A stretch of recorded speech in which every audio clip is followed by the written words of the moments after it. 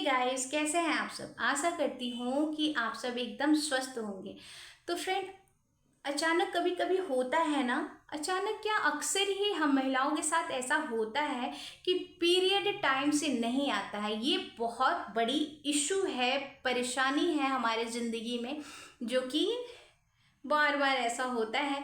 तो ऐसे में अगर पीरियड ना आए बार बार, मतलब ऐसा हो रहा है, देखिए, अगर बार बार आपका पीरियड टाइम से नहीं आ रहा है तो मैं आपको ना बहुत अच्छी होम रेमेडी बता रही हूँ, उसको करिए। अगर उससे आपका नहीं हो रहा है तो आप एक बार कृपया करके किसी अच्छे डॉक्टर को दिखाइए, और वो सलाह देंगे अगर अल्ट्रासाउंड वगैरह का तो वो करवाइए, उनके हिसाब से फिर दवा करिए। अगर आपके अंदर कोई प्रॉब्लम है तो, अगर कोई प्रॉब्लम नहीं है तो इस तरीके से घरेलू टिप्स एंड ट्रिक्स से हम ठीक कर सकते हैं।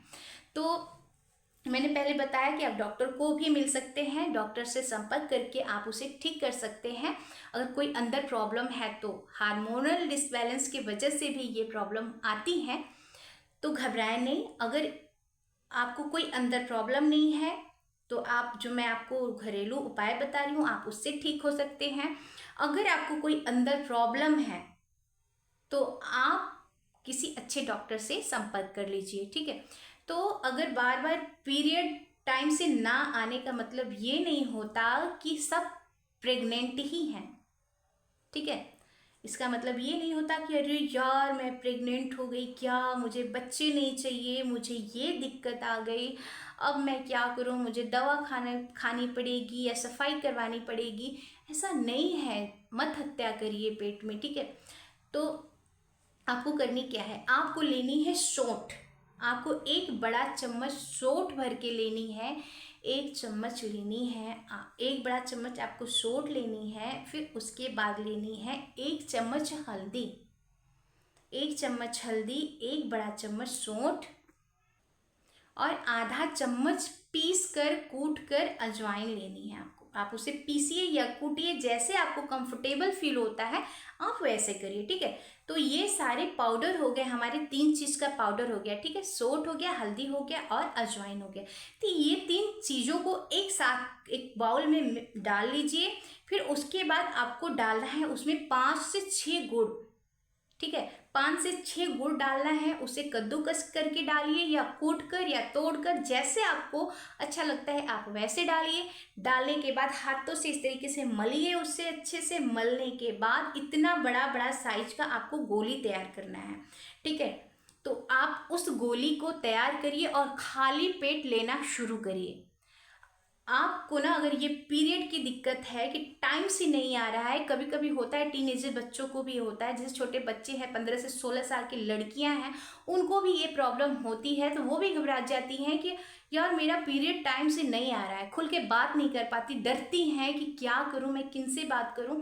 तो ये बहुत बड़ी इशू नहीं है, बच्चे बच्चे परेशान ना हो और इस तरीके से ठीक कर सकते हैं। तो आपको उस गोली को लेनी है खाली पेट, ठीक है, गुनगुने पानी के साथ। आपको एक निगल लेनी है, अंदर मुंह में डालिए, निगलिए, और उसको ना गुनगुने पानी के साथ घूट घूट करके, सिप सिप करके वो पानी पीजिए।